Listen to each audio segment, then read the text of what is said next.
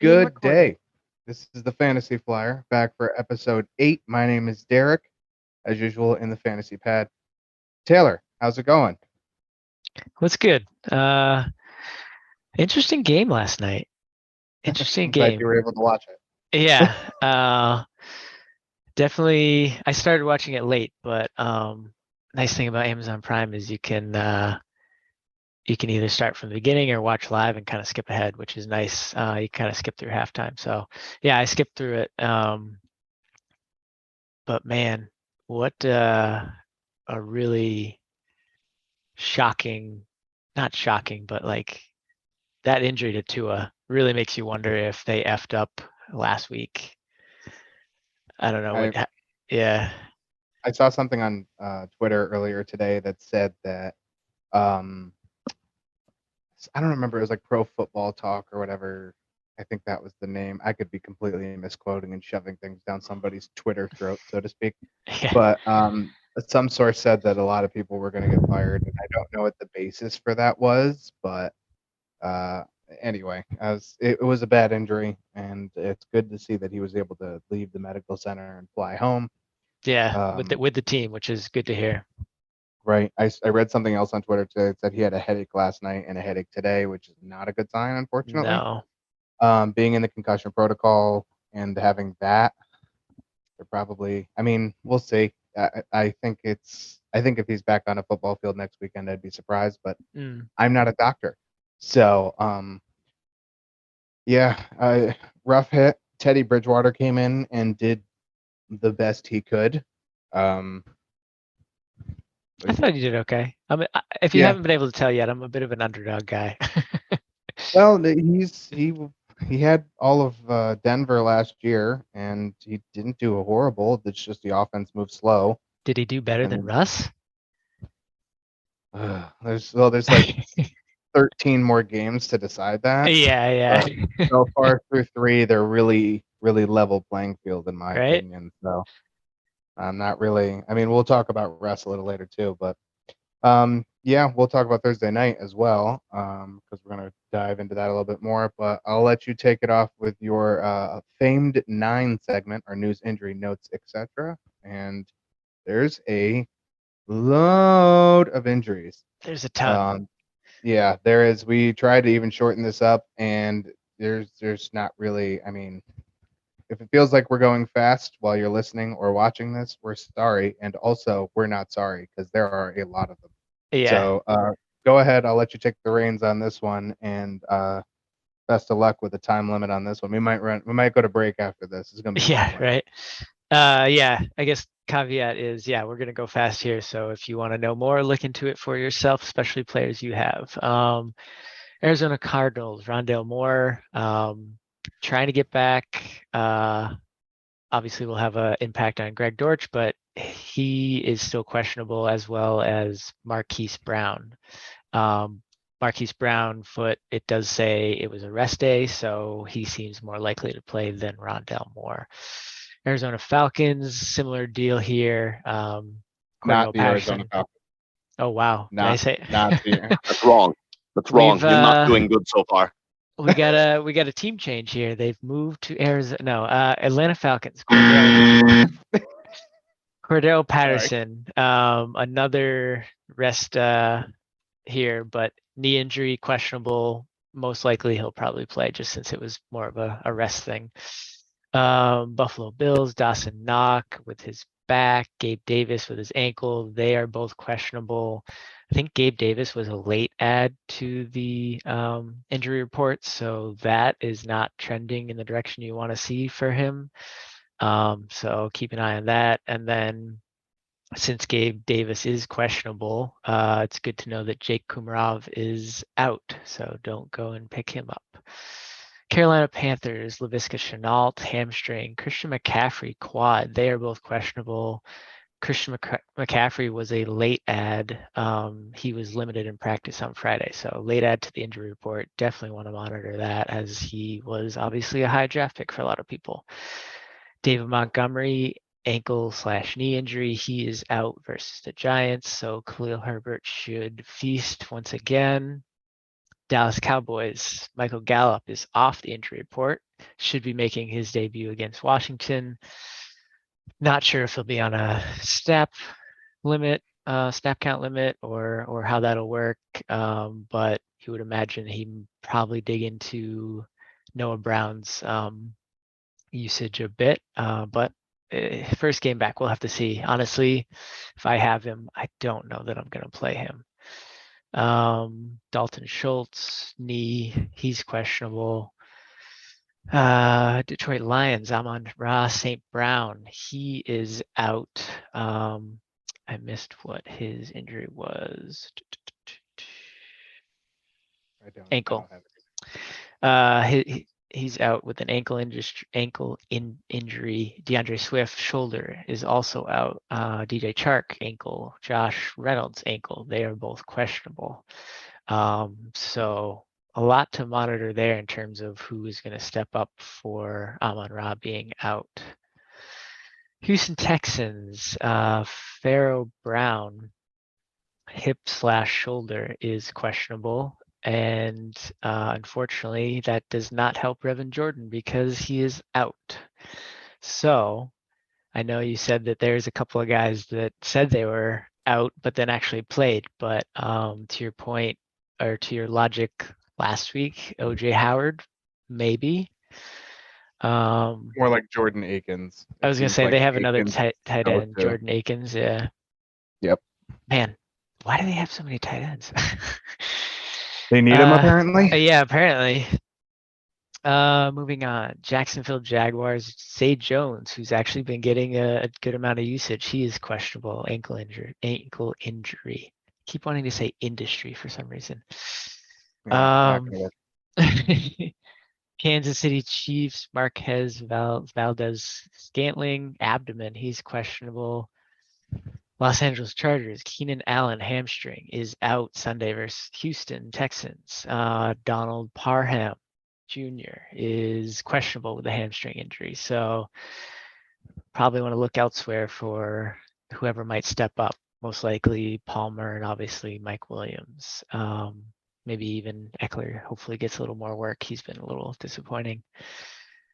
Las Vegas Raiders, Hunter Renfrow still out with concussion issues, and Foster Moreau is out with knee issues. New England Patriots, Mac Jones, ankle has officially been ruled out. Jacoby Myers, knee, he is questionable. I didn't read too much more on that, so I'm not quite sure which way he's trending. New Orleans Saints, this is definitely something that might catch people off guard here. Jameis Winston with his back issues is out, which means Andy Dalton is starting.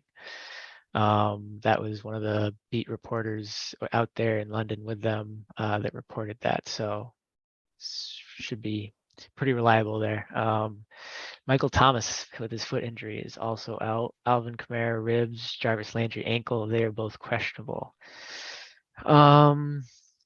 New York Giants, these guys, Wan'Dale Robinson, Kadarius Toney, they've obviously been out. They're still out, but worth mentioning in terms of now that Sterling Shepard unfortunately is on IR, maybe some value there with some of the other guys. What is it? James, I mentioned Bellinger at the end of our last show. So yeah, may be able to find some value. We'll talk more about that game and whether you even want that value. New York Jets, Zach Wilson is supposed to take the reins and start this week. He's been medically cleared. So against Pittsburgh, he looks like he's going to make his season debut. Or yeah, he got hurt preseason, right? Yeah. So we'll talk more about that and the impact on the other players. Philadelphia Eagles, Boston Scott with the rib injury is out, which means more work for Sanders and Gainwell. San Francisco 49ers, the rookie Danny Gray, he's been getting a little bit of usage, but just mentioning here, he's questionable with the hip injury. May or may not impact the other players a little bit. Tampa Bay Buccaneers. Chris Godwin with his hamstring, Julio Jones with his knee, Russell Gage with his hamstring. They continue to be questionable. I think I was reading somewhere that Julio is actually trending towards playing. Godwin I don't know at this point. I'm kind of assuming he's going to be out. And then Russell Gage, not entirely sure which way he was trending.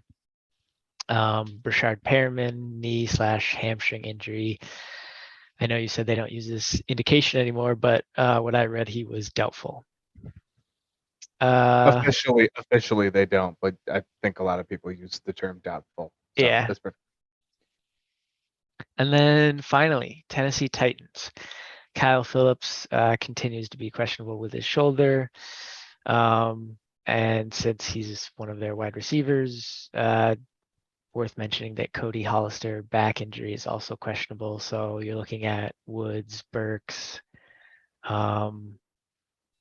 Hilliard maybe in the receiving game. Not really sure who else has gotten much usage there. But yeah, that is it for our 9 segment. You say that is it. That's all it is. Julio Jones and Chris Godwin both logged limited practices on opposite days between yesterday and today. I believe today Julio sat and Godwin had limited practice. Yesterday was the other way around. Kyle Phillips logged limited practices all week, probably trending towards starting, it would look like. Also, Jacoby Myers logged limited practices. I would imagine he's probably attempting to play on Sunday. Those are just hunches, zero fact in that. But usually when you log 3 limited practices, they like to go to sleep and then wake up and say they can play. And that's fine. It's good for fantasy owners because Jacoby Myers has been solid this year, especially. And obviously Godwin and Jones, you can't sleep on them. So that's good. Excellent job getting through our 9 segment because that was a CVS receipt of names. Like and subscribe to the video. Like the Facebook page. If you're watching this on YouTube, please. If you're not and you're on Apple Podcasts, real quick, just shut your app on your phone. The audio will stay playing. Go to Facebook, type in facebook.com, the Fantasy Flyer Guys, and give us a quick like. Appreciate it. We're gonna start off the actual show portion of this with our 4 down segment this week. We're gonna switch it up a little bit. I'll go first if you want. I think it's interesting. If you are new to the show and you haven't heard of the 4 down segment, we are going to give the hosts will trade 4 statements, and the other host has to rank them based on what we predict, whether it's fantasy or real life football. We usually try and relate it back to fantasy because that's what we do here. It's where the fantasy meets the field. So I'll go first. My first down for you, Taylor. All right. Down number 1. Jamal Williams will have less than 80 yards rushing versus Seattle. Down number 2. Khalil Herbert and Saquon Barkley will have more than 125 yards, all-purpose yards each. Number 3. Brian Hoyer loses by 5 points or less. And down number 4, Austin Eckler scores 25 or more fantasy points versus Houston, and I'm talking PPR. So. All right. So Jamal Williams less than 80 yards. Khalil Herbert and Barkley will have more than 100 all-purpose yards. 125 all-purpose yards each. 125. Okay. Hoyer loses by 5 or less points, and Eckler scores 25 plus PPR points. Correct. Did I get that all right? Okay. I will go Herbert and Barkley as most likely. Okay.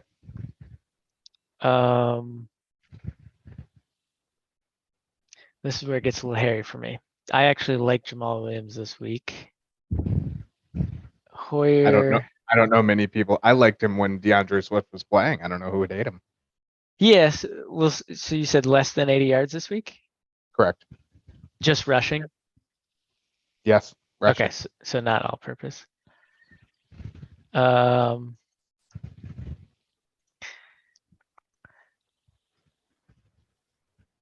I guess that's not a bad number, especially considering, what is it, Craig Reynolds?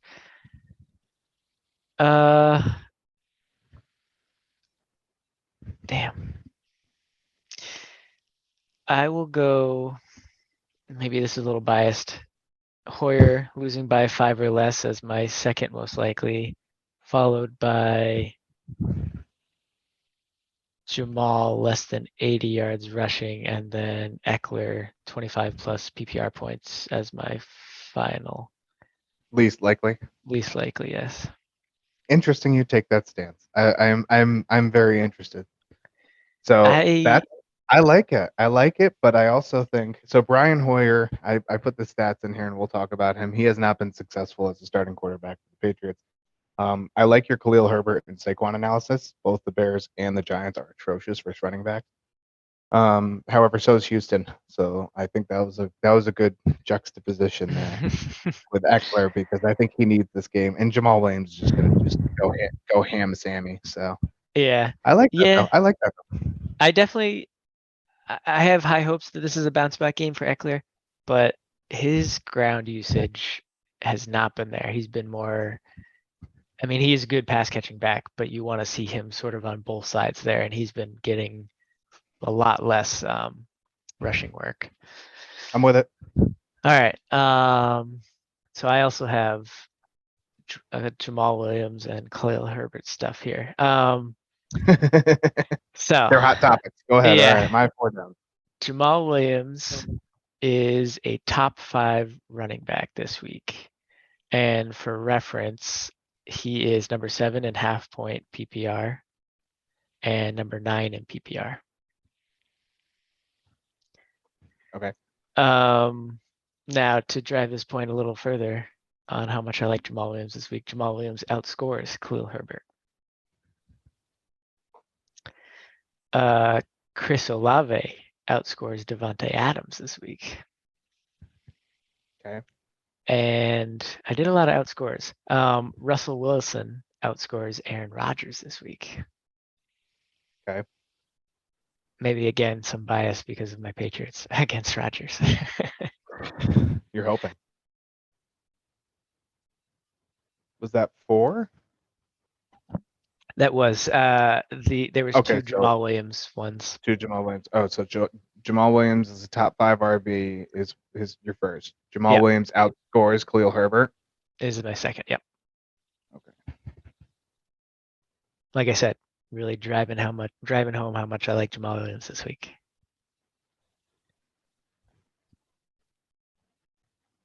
Okay. So knowing what we know about Andy Dalton started Olave over Adams. So sorry. Sorry, you cut off a little bit there. Oh, okay. Knowing what we know about Andy Dalton. Olave is not over Adams for me. Okay. So that's going to be my least likely. I will take my most likely as Jamal Williams being a top 5 running back.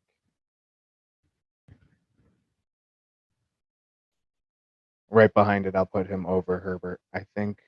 Oh, actually, you know what? No, swap those. I think he's going to outscore Herbert, but I don't know if he'll be a top 5 running back. That's going to be interesting.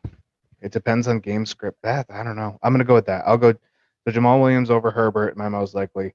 Jamal Williams is the top 5 running back, second. Wilson outscoring Rodgers, third. Olave outscoring Adams as my least likely. Okay. Because I don't know. That's a tough one because of Adams' matchup too. But I know Olave is not going to be getting 80-yard or 50-yard chucks from Andy Dalton. So yeah. this is But going to be Michael Thomas is also out, and Chris Olave is questionable. Yeah, but you just slide someone else. You're going to slide Landry into Thomas's spot, and you're going to slide Tre'Quan Smith, who practiced in full yesterday, so he's probably out of the concussion protocol. Oh, true. So he's probably just going to slide up. Marquez Callaway will probably bounce up. Taysom Hill is back this week. I picked this to be more of a tight end and Kamara. So that's the interesting thing. Taysom Hill's also the backup quarterback. How do they play that? Does he not play? Still not checking it 50 yards to Olave. No, yeah, so yeah. Olave's going to get a bunch of targets. That's for sure. I just don't think he's going to have 130 yards or 150 yards or how many. You know what I mean? He had so many yards last week, but that was on like 2 deep balls. Yeah. So Yeah. It's interesting. And part of the thinking is Adams is up against the Broncos, who have a pretty decent defense. they do, but Adams also has created he can create Yeah. so much space, and he's pissed. Like I don't know if you guys. That's true. I He don't know if could be a anyone little paid pissed. attention. He said he's pissed. Yeah. Okay. Like he was very out in the open about it in the media on after Sunday's game.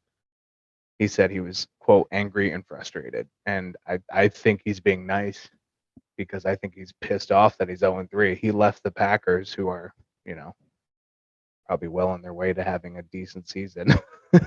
2-1. Yeah. You know what I mean? And we'll talk about that game a little more because that's one of our hosts we host. Moving on, we're going to do our Thursday night review. Obviously, we kind of touched on the elephant in the room already, and that's Tua's injury. I don't think we'll really want to focus on that too much. We're not doctors. We kind of got the gist of it out of the way. Looked bad, sounds bad. Teddy Bridgewater came in. Miami was half as useful as they were. The defense, though, for both teams was pretty good for Cincinnati, and it was, I would say, mediocre for Miami. I don't. You watched more of it than I did, but from what I saw, you saw a different change in the running back for Miami. You saw Teddy Bridgewater kind of not slow down, but not throw it as deep so much. Not like he probably can compared to Tua. And Burrow looked solid. I mean, there's nothing else. A much needed improvement for this team to go and win 2 after losing their first 2. Granted, Jets and a very banged up Dolphins, but wins are wins.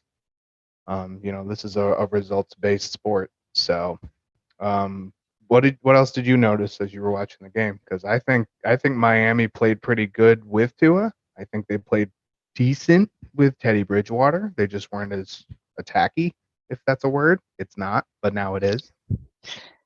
Yeah.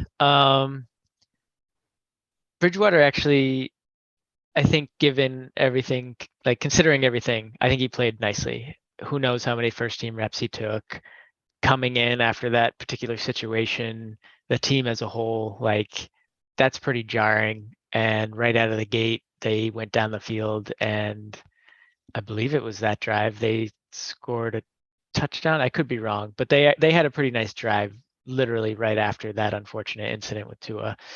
That was the touchdown to Edmonds. It was, okay. You're right. Yeah. Yep. You're right. It was the first full drive. Yes. Yeah. So that was good to see out of the gate there. I mean, after that, it didn't go as well, unfortunately. But overall, I think Bridgewater, for all things considered, filled in nicely. Edmonds, his usage is concerning, trending in the wrong way. Yeah. He does get some touchdown or end zone work. He had a drop pass in the end zone. He caught one. So you want to see that. You like to see that, but he's being massively outsnapped by Mostert, who had 72% of the snaps. I mean, Mostert had 15 carries to Edmonds 5. They each had 3 targets. So Mostert is the favored back as in general. Edmonds seems to be the change of pace guy. And part of that could be because, and I honestly forgot this, and I don't know that we've mentioned this, McDaniel is part of the Shanahan system and knows Mostert. He was there while Mostert was there. So that could be part of it. So that's not something you really want to see because Edmonds was talked up and drafted by a lot of people as the number 1 in Miami. That's something that I have Edmonds in one of my leagues. So that's something I was paying attention to. Hill still did fine. without Tua, with Teddy in there. He had 14 targets, 10 catches, 160 yards. The interesting thing was that Sherfield, and maybe it's how they practice, maybe Sherfield doesn't always practice with the ones, maybe sometimes he practices with the twos, therefore being Teddy. Teddy seemed Right. to have a connection with him. He had 6 targets and 4 catches to Jalen Waddle's 5 targets and 2 catches. That being said, Waddle was questionable coming into the game and came off the field a couple times, so who knows how healthy he was. So definitely want to monitor that because obviously Waddle was a high pick for a lot of people. Moving forward, again, like we said, I don't see how Tua plays next week. And No way. if you saw the aftermath, just how his body reacted to that shot to his head, I see this being a couple to few weeks. Like just they should take this very seriously, and whether or not there was a oversight or intentional passing of the protocols last week, that's just wrong and stupid, and hopefully does not affect this poor man in the long run. So I sincerely hope they take this serious and make sure that he is fully good to go before he comes back. So all of that is to say that I think we may see something moving forward between Sherfield and Bridgewater. I don't know how much that affects Waddle. It seems like it didn't affect Hill. Mostert and Edmonds seem to be trending as they were. So yeah, the biggest thing here being Waddle may trend down, but hopefully it was just related to the injury.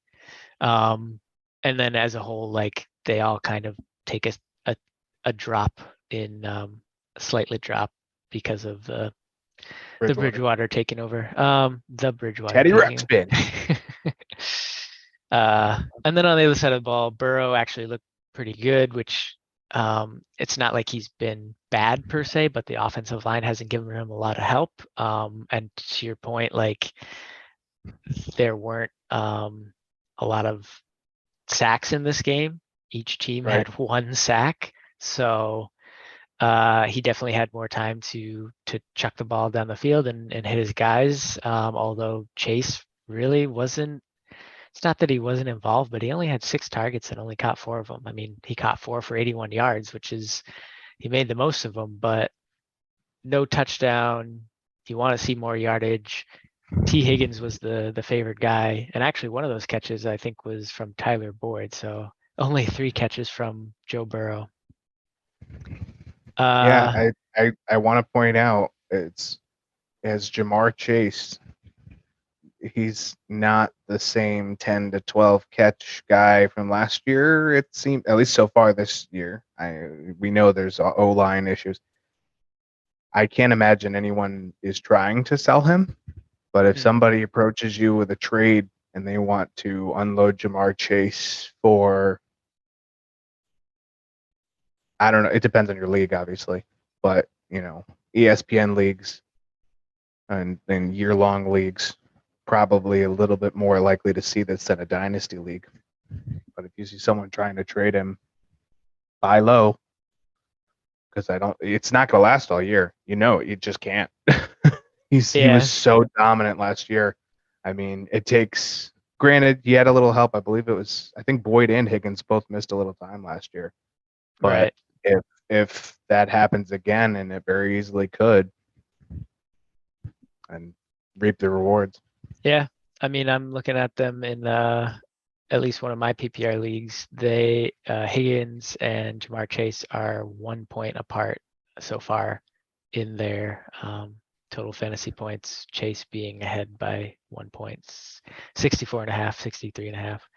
And keep that in mind first. If somebody tries to sell Higgins high, not to say that he's not probably worth it, but well, and didn't he sit out a game with the concussion? Am I making that up? No, you may not be. No, So he that's didn't. He didn't sit out, but he has had some injury issues this season so far. Yeah, I honestly, even if somebody doesn't offer you, I might even go out and try and field some, or not field some, throw some offers at the Jamar Chase owners and try to buy low. Take advantage of it. Right. And then the only other thing here really is the Mixon usage. He's getting a bunch of work, but it is not efficient. And whether that's on O-line. him or the O-line, it's probably the O-line, but he's still getting the work. So It's like the third week in a row. And well, they have to, but they're taking all their 3rd and 1s, 3rd and 2s, and just to get a first down and move it down the field, move the sticks, they're using him. And it's fine. But that's why he's ending up with a 2.7, 3.0, run average instead of his normal 4 or 5. I mean, it happened probably 4 times last night where it was 3 and 1, 3 and 2, and they're like, here you go. You're gonna get 2 yards or 3 yards, but that's enough for us to throw the ball again. Yeah. But yeah, so no touchdowns. Is that right? Or I lost my spot. For Mixon, he Mixon. had the opening touchdown. He had the Okay. opening touchdown. Yeah, but he only had Saved on the 61 yards. Yeah, 2.5 Right on 20, average, 25 carries. Yeah, 24 like carries. 27. His longest run was 7 yards. Yeah. Generally bad. So, But on the other side, like Samaje Perine had 1 carry for 0 yards. So it's still all Mixon. It's just it not is. efficient. It's just he's not doing what he normally would with it, and it's not entirely his fault. Right. It's really not. It's probably not even half his fault. So Yeah. I don't know. Last thing I would say, Hayden Go ahead. Hurst. We've been talking him up. He's continuing to get usage. Only 4 targets, but he got a touchdown. Everyone in our dynasty league, I want you to look me in the eyes right now as I stare into this camera, and I'm going to say I told you so, because I heard it. I heard it. He's not going to be good. That offense passes to too many other people, and he's averaging 5.5 or 6 targets a game. He's got a touchdown in 2 of his 4 games now. Yeah. Oh, yeah. How's it feel to choke on those words? I don't know who these 2 face off with next week. I didn't look up the schedule, but we will move on to our Week 4 preview. We're going to cover one game here before we break. It's the 9:30 game over with the Brits. 9:30 a.m. 9:30 a.m. Yes, it's important to note 9:30 a.m., not 9:30 at night. Make sure your lineups Vikings are set. Yes, Vikings 2-1 at the Saints. I guess Saints are technically the home team. No one's home. Right. Saints are 1-2. Well, my first note was the Saints need to find a groove early, and I think it's exasperated even more knowing that Andy Dalton is going to start. Not that Andy Dalton is, I mean, he's Andy Dalton. I guess we'll just leave it at that. He has, he was kicked out of Dallas and out of Chicago, and Dallas kept Cooper Rush over him, I think. Might have been someone else. I don't even. But yeah, I can also erase this Olave upside game because, like I said, with Dalton starting, didn't change my notes, and that's how imperfection works. Minnesota does allow a lot of yards. Okay, try that again. Minnesota does allow a lot of yards to wide receivers. I think, and I wrote this, which is completely true, and I think it still stands. Kamara will probably have a good game. I think the short pass, the run game, he was okay last week, and you could have an easy breakout game. If you're missing Michael Thomas, you're missing that not guaranteed catch, but he's caught 90% of his passes. You get Kamara 4 or 5 out in the flat. You run him up the middle. You still hit Olave on some plays, like I said, Taysom Hill or Adam Troutman or whoever you want to pull it and put a tight end. Dalton still has a shot here. I don't think Minnesota's going to stop the run. It seems like they're 26th in points allowed to the running back so far this year. So Alvin Kamara can go in there and feast. For Minnesota, I think the big story of this is, can Justin Jefferson return? We saw that semi-huge week 1, and then week 2 and week 3, he, kind of pitter-pattered out, and he's still Justin Jefferson. I'm interested in Jefferson. I'm interested in KJ Osborne. If you have a flex spot or a need, the only issue with this, with taking Osborne, is it's a full-fledged gamble because you have the rest of the slate after it. So if he's on your waiver wire, you have a lot of other probable options that you could throw in a flex spot, such as Khalil Herbert, Jamal Williams, Jeff Wilson, Jarvis Landry. I don't think I'd put him in there either, but he's also going to take a step up if Thomas is out. And then it just comes down to whether Minnesota, who's been decent at defensive pressure when they need to, they did it to Goff last week and kind of got the win because of it. See if they do the same thing to Andy Dalton. I'm starting Jefferson if I have him. I'm starting Kamara. If he plays, yeah. Yeah, true. Honestly, even if he doesn't, Ingram, and there's another flex that is an option, but you're again stretching ahead of the slate. Olave, I think you're still safe starting him. Just he's probably not going to go for another 25-point game in a PPR league. Yeah, definitely temper your expectations. Maybe he's more of a flex play instead of your 1 or 2. The only person I think I'm really sitting right now is Irv Smith. I know I put Troutman and Ingram here, but again, Kamara is questionable, and so that would put Ingram in if Kamara is out. And then I think Troutman or Taysom Hill. That's the only gamble you have there with Hill coming back. But I think Troutman would probably be solid because Dalton isn't somebody who chucks it deep. I would say Juwan Johnson seems to be getting more of the passing work there. That's the other. Okay, you're right. So don't play Troutman. Johnson. That's not. I mean, it wasn't expected at the beginning of the year. Yeah, it's true. But yeah, I don't. Anything you have for this game that seems. I mean, Dalvin Cook. I guess you can't say anything. Is he questionable? I think is he questionable or is he out? He wasn't on the list. No, he's not out. He wasn't on the list, but he did have like some limited practices here and there. But it seems like he's going to play. As for how healthy he is, I'm not entirely sure.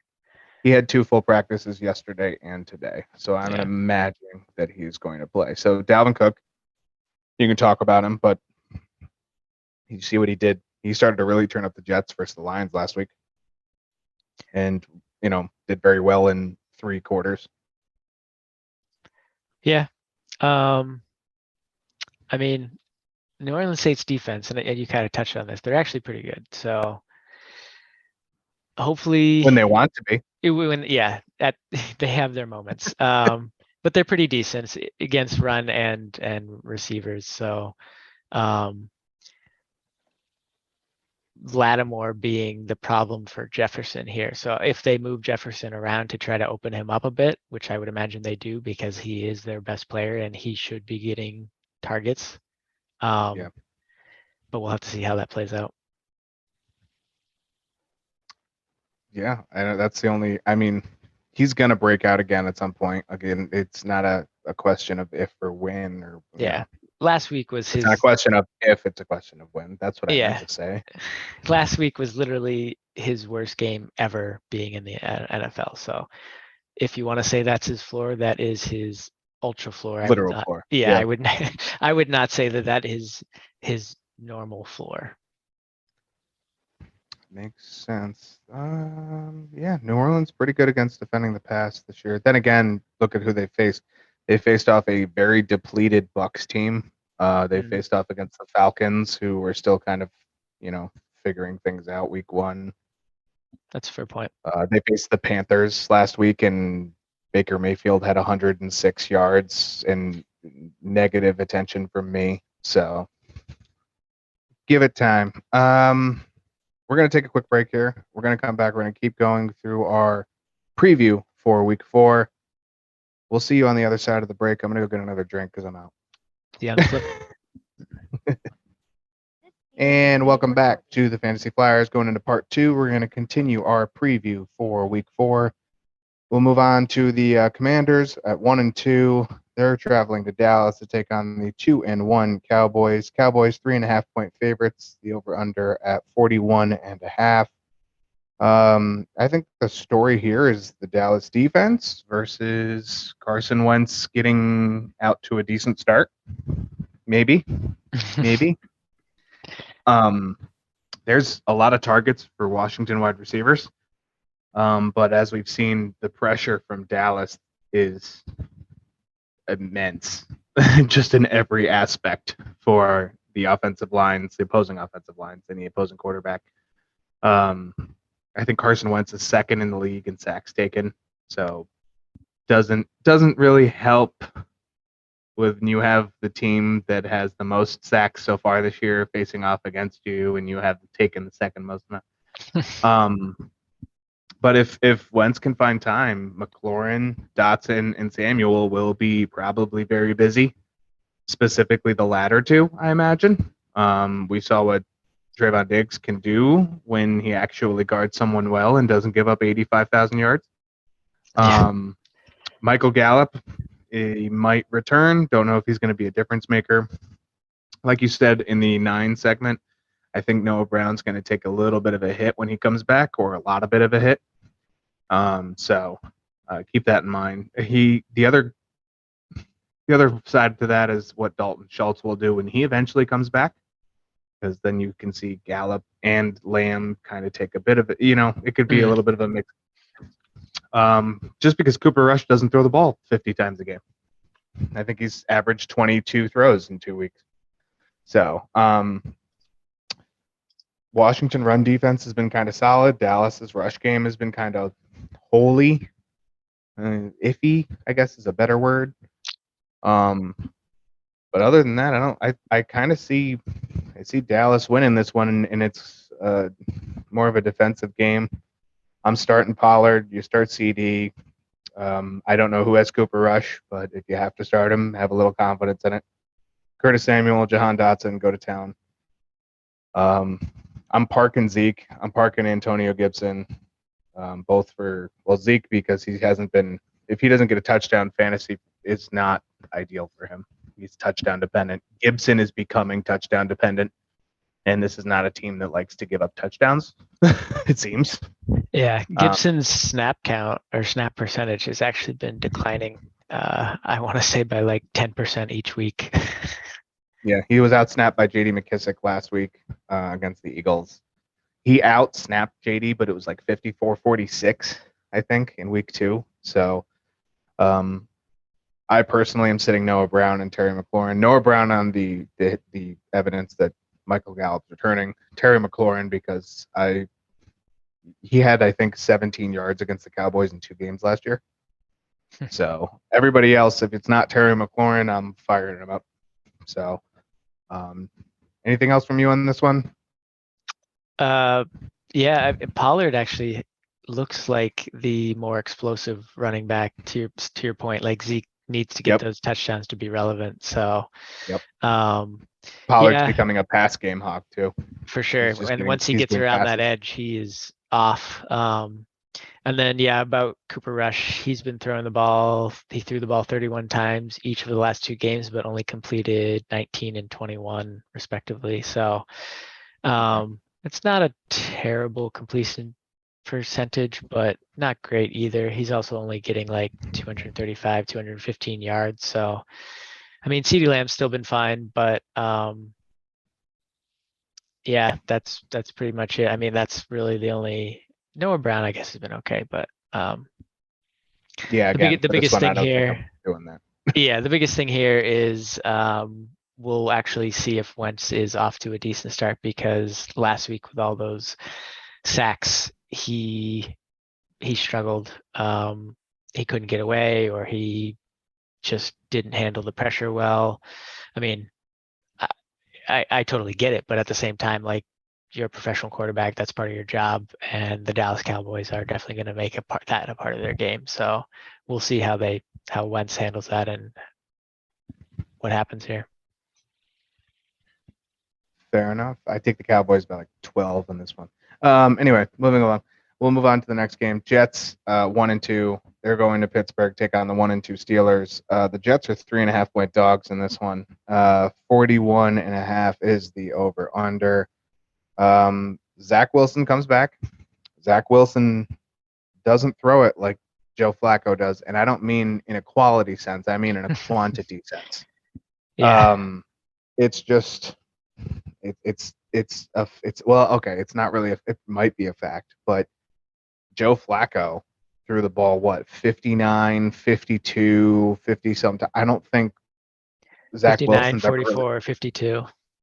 yeah. So let's see, my math is correct. That's 40. That's 52 averages, 52 pass attempts a game.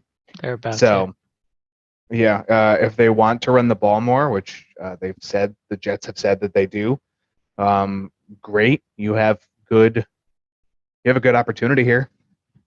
The Jets. I mean, both teams really, they're not very good against the rush. So Najee Harris, heads up, you can also play him. But I'm starting Breece Hall this week. I want to see I think this is where he can do something. He's also and it been seems like trending in the right direction for usage. right. He's been taking more snaps. So for the Steelers, Trubisky trying to get these Steelers back on track. Tough loss against the Patriots. That was a couple weeks ago, I believe. And then last week, he kind of weren't close, but were close with the Browns last Thursday. So it's not to say that there's rumblings about Kenny Pickett, but there's rumblings about Kenny Pickett. For sure. Not that, and you know what? I don't even think that's, like I said on I think it was either Tuesday or it might have even been last Friday's show. I don't think that's necessarily going to solve your issues, but you may have a better chance of taking steps forward faster if you do that. So, I can kind of see both of these teams just because Trubisky's been ineffective. If it's not Najee Harris, I don't know who else is going to really have a boom game here. I mean, you could see DJ with 80 to 100 yards from Trubisky, but I think you're going to end up seeing Sauce Gardner on him, and Sauce Gardner has been extremely good. So he covered Jamar Chase last week and ended with 2 pass deflections and 4 tackles, only gave up a few catches. He did give up the touchdown. Actually, I'm not even sure if he necessarily gave it up, but it happened. So, and both teams have been under the spread in 4 of the 6 games played this year combined between the two. So I have a feeling that Pittsburgh's defense will probably be able to annoy the crud out of Zach Wilson. So I'm starting DJ, Breece Hall, Najee Harris, fire him up. I'll take Pittsburgh's defense. I don't think that's a bad thing with Zach Wilson returning. He's probably got some rust. Mm-hmm. I'll sit Trubisky. I'm going to sit Wilson. I'm going to sit Claypool. I'll sit Michael Carter just because of the trend for Breece Hall. I don't think there's anything else. Yeah. And I'll start Moore and Wilson too, just because they're going to. Yeah, Garrett Wilson. That's what I was going to say. Garrett Wilson and why can't I think of his name? Elijah. I keep wanting to say Etwan Moore, and I don't know. Yeah. So yeah, that's definitely. That's wrong. That's wrong. You're not doing good so far. No, I'm not. So yeah, anything else you want for this game? I think the Steelers will win this one. For me, it all comes back. It comes down. I mean, I shouldn't say that. It always comes down to quarterback play to some degree. Trubisky, I think, is going to be the deciding factor from both sides of the ball. If he's throwing interceptions, the Jets are getting more opportunities. Even if Zach Wilson's not having his best game, if he's not throwing interceptions, then they're not giving the Steelers more opportunities. So the Steelers' D may be pretty decent, but I think that the Jets' pass catching weapons are better overall, even though for the most part they're younger. Deontay Johnson is, and Freiermuth are pretty solid. George Pickens is young and upcoming, but egotistic. Yeah. Yeah. I You're either going to be a great leader or wind up in prison. I agree. Zach Wilson's probably going to be shaking off some rust, so this is going to be a bit of a shit show, probably. That's and the other thing you brought up the interceptions, but they haven't. Trubisky hasn't thrown them. He just hasn't led the team to wins. The Steelers only have 2 turnovers One of them was a interception. I think it was week 1, but the other one was the fumble last week at the end of the Browns Steelers game that turned into the touchdown as the clock's at 0. So they don't turn the ball over. They protect it very well. But all in all, if you're not scoring and you're not moving your team, you might as well turn it over. So not really, but all right, moving on. The 1 and 2 Bears at the 2 and 1 Giants. We all know my stance. Well, if you paid attention to Tuesday's show, you know my now official stance on the Bears. They're disgusting. Just in my opinion. It's you can take it or leave it. Don't really care. It's my opinion. I'm going to share it with you because this is a show that I co-host. So, the Giants lost Sterling Shepard. It's kind of who gets the targets now. Granted, DJ Jones. Good heavens, DJ Jones. DJ. Daniel Jones. Daniel Jones. I just want to say DJ, but then I keep remembering his name. See, the problem is you say DJ for a handful of players, and if you're do. not paying attention Deontay to Johnson, which team, Daniel Jones, it's true. And the worst part is they were back to back here. Yeah. So, yes, if Daniel Jones, he doesn't throw the ball a lot, but when he does, who's it going to go to? I guess is the big question mark. Chicago's allowed 30 catches for 456 yards through 3 games. Ooh, yeah, Kenny Galladay. That is my least favorite thing to do. Yeah, right. Basically, the Giants. I mean, I feel like they have a chance to kind of stretch their defense a bit because this Bears team is one trick. It's a one-trick pony right now. I literally have a question for the Bears, and that's can Justin Fields throw for 200 yards or run for 100 in a single game? Because he doesn't move the offense. He doesn't do anything he is a guy standing there and handing the ball to, in this case, it'll be Khalil Herbert. So right. That's just what it kind of seems. But as I mentioned in our 4 down segment, Khalil Herbert and Saquon could both have very big games here. The Giants and the Bears are disgusting against running backs. The Bears are 25th in running back points allowed. The Giants are 30th through 3 weeks. So fire up Khalil Herbert, fire up Saquon. I'm taking Richie James as the big benefactor. He's seen 6 to 7 targets his last couple weeks. Go to town maybe not go to town, but consider him. That's the more appropriate phrase. I'm sitting Kenny Galladay and every other person who is a Chicago Bears player, except for maybe Roquan Smith because he kind of does some things. I'm definitely sitting that cornerback who's allowed like so many yards. I don't even know his name because I was offended by the stat that I read. The rookie, is it Gordon? I think he's allowed, like his passer rating is like almost perfect. He's an absolutely atrocious cornerback. But he's young, so he's not atrocious. He's learning. That's what I'll say. I'll take back that criticism and I'll say he's learning. So that's more fair. Anything else you have between the Giants and the Bad News Bears? No, I don't. Yeah, we don't need to spend any time on this game. Saquon. Cool. Khalil Herbert. Yeah, Saquon. So there you go. That's it. There's the offense. We're gonna move on to our first of the host v host. It's time to do. Right. It is the 2-1 Jaguars in Philadelphia, I believe. I have that right. 3-0 Eagles. The line currently is Eagles favored by 6.5 points at 45.5 as the over under. Jaguars have a consistent offense. I think we talked about that on Tuesday. They are putting the ball, more specifically, Trevor Lawrence is putting the ball where he needs to and is finding the open guy. He looks confident, looks safe in the pocket, which is impressive. The Eagles have a quarterback who doesn't need to look safe or confident in the pocket because the pocket can move with him. Right. Which is, I mean, it's just the fact of it. The Jaguars have the 7th best offense in the league. They're passing for over 70% of their yards right now, which is perfectly fine. And it's also kind of surprising considering James Robinson has been very, very successful as the running back. So it would indicate to me they're balancing their offensive attack very well. Lawrence is 8th in completed passes, but 23rd in intended air yards. So that allows Trevor Lawrence 6th in pass accuracy. It all in all, it's saying the Jaguars are really, their record is at 2-1 is much deserved. Eagles, obviously, Jalen Hurts, AJ Brown, Devontae Smith. Yep. Nothing else really you can say. As of now, is the only undefeated team in the NFL. Yeah. So we'll see if this is a game that I think it could be very different. We could see a 3-1. It's possible, but there isn't really there isn't a blueprint to stopping Jalen Hurts.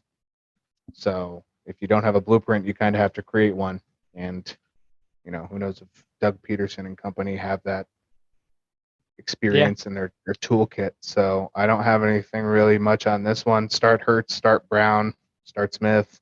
I'm starting Zay Jones if he plays. I'm really starting Marvin Jones if Zay Jones does not play. Mm-hmm. I think I'm going to sit Goddard on this one.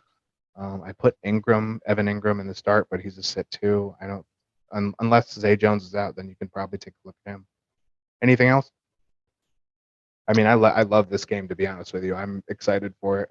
Yeah, this is definitely one I wanna catch. Yeah, I mean, like I said about Lamar Jackson, Jalen Hurts, similar category.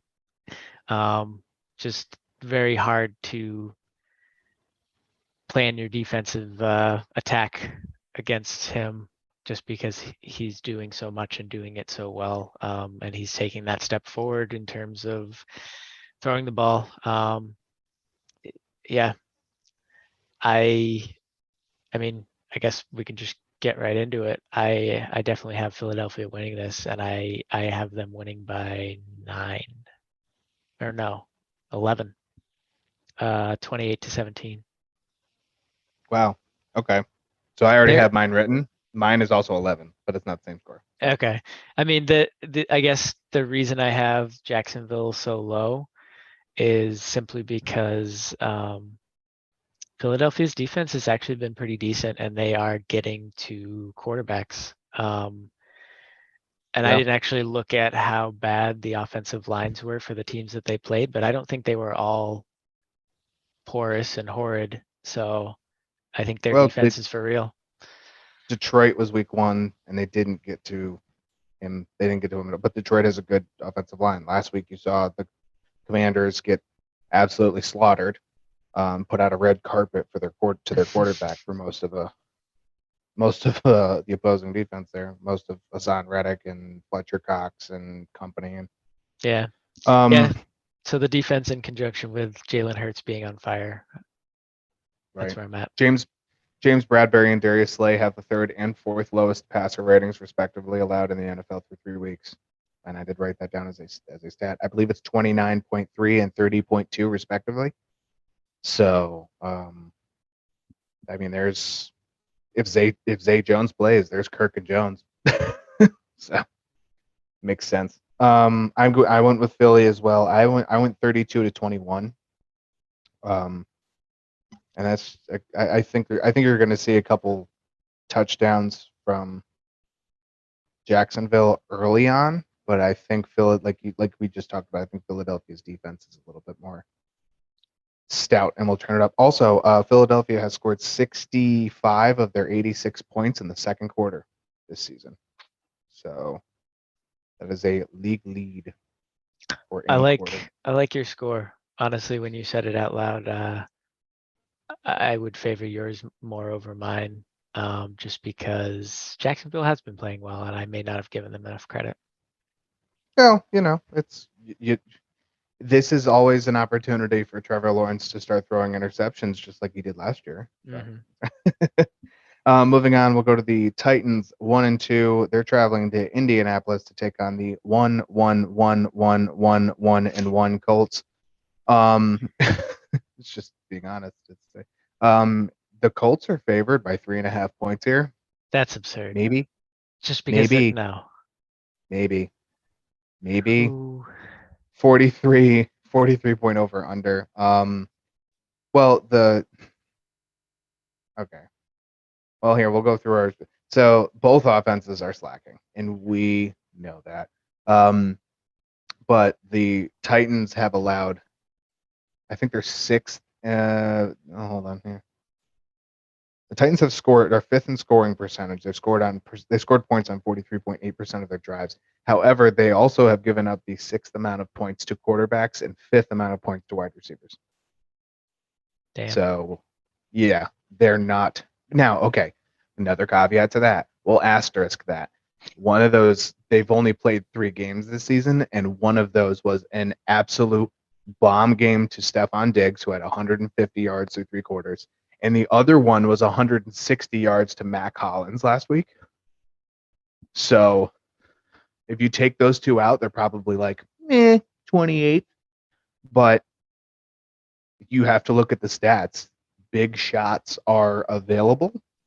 So I think Pittman is in line for a big game. Mhm. Interesting juxtaposition at the running backs. Jonathan Taylor, Derrick Henry. Derrick Henry coming off a strong performance. Jonathan Taylor needing one like I need $1 million. So I think that's going to be how the opposing defenses handle the respective running backs. Play action here is kind of Tannehill had some crazy amount of play action last week that he hadn't used in, I think it was the most he's had this season for sure. But I think even going back to like halfway last season, he was like 30-some% of his snaps were play action. And that's fine. That's fine. It worked for the most part until it didn't. And then they still won. So I kind of see both these teams learning. They're still in different spots learning. Colts have the new play caller and Matt Ryan. They have some new pieces in their slots that aren't named Michael Pittman. And the Titans are they have youth to deal with. Besides Derrick Henry, you have Treylon Burks for throwing, and that's part of the reason why I don't think Tannehill has been super effective. He's like the QB 25 on the year. It's not great. So I'm going to start Burks and Henry, obviously. Start JT, start Pittman. The Colts are atrocious versus tight ends. I'm going with Hooper if I got him. I think I'm 3 for 3 on that working out in some aspect. That's just true. I'll sit Robert Woods and Ryan Tannehill this week. I mean, if you have to play him, you play him, but I think you can find somebody better than Robert Woods this week. Burks is due for a big pickup game after last week. Tannehill at a QB 26. You know. Yeah. You should. I think you shouldn't have to play him as it is. So that's the real key to that one. But anything else for you on this one? I actually find this game to be more interesting than we give it credit for. But I don't think the Colts will win this one. I think they'll be a good game, but I don't think the Colts win. I'm torn. I think that the Colts. I'm all out of space. This is how I feel. Oh, sorry. The Colts. I don't know if I want to say on paper, but they have more guys healthy. So they have Pittman, they have Alec Pierce. Pierce trending in the right direction in terms of his health, in terms of his usage and his experience. I mean, this is his 4th week in the NFL at playing in an NFL game, and he's starting to get a little more work. And he seems like actually the third. Was he out week 1? Yeah. He was out week 2. He was out week 2, concussion. So right. But still, you're right. Point being, he's been through the practices, etc. Whereas on the other side of the ball, Burks is kind of in a similar scenario, and besides him, Woods is kind of on the decline. Phillips is questionable, rookie. Like, apart from Derrick Henry, who is quote unquote reliable, and I put that in quotes because Henry has had 1 game this season. Yeah, I think saying all that, I'm leaning towards the Colts. But to your point, this is going to be a more interesting game than we give it credit for, based just because we talking about these two teams and their past experiences so far this season is kind of ugh. Yeah. So Yeah, and the Colts O line is trash for the most part. They were really looked upon favorably going into the season. Not so much. no, Doesn't seem like it's been there. And if that turns around, great. Like you have a really, really reliable quarterback in Matt Ryan, but you're helping cause Matt Ryan to fumble the football. The most fumbles he's had in a season is 12, and he has 7 already through 3 games. So maybe let's not do that if you want to win. yeah, Just a suggestion. But yeah, I mean, this game will be interesting. And what I mean by interesting, I'm sure I probably speak for you, is it'll be like 20-18 interesting, not like 34-32 interesting. So, yeah, somewhere around there. Yeah. um, moving on, Chargers at the Texans. The Chargers are 1-2. The Texans are 0-2-1. Let me really quick look at the line. 5.5. Yeah, 5.5. 45 points is the over/under, which I think is a hair high because the Texans, they only have one game where they've scored 20 this year, and that was their tie. No, they did. They scored 20 last week. I forgot about that. 23-20 they lost. Okay, so they've scored 20 twice. So, um, a lot of different notes to hit, and almost none of them are super intriguing. Start with the Chargers. Austin Eckler. You got to have fantasy owners biting their nails. Houston is 32nd versus the run. Eckler hasn't been seeing as much of the run as we probably want. You could either see Sony Michel with 8 carries for a touchdown and 40 yards, and Eckler at a similar number with his catches, or you could see Eckler actually do something with his yards, and they don't play Sony Michel as much. Haven't heard any injuries updates on Justin Herbert. Obviously, he played last week. He must be doing pretty decent. I believe he's in to play. Keenan Allen out again this week. It's going to be another Mike Williams week. DeAndre Carter, Josh Palmer, etc. For Houston, I think the big thing for them is they need to find rhythm.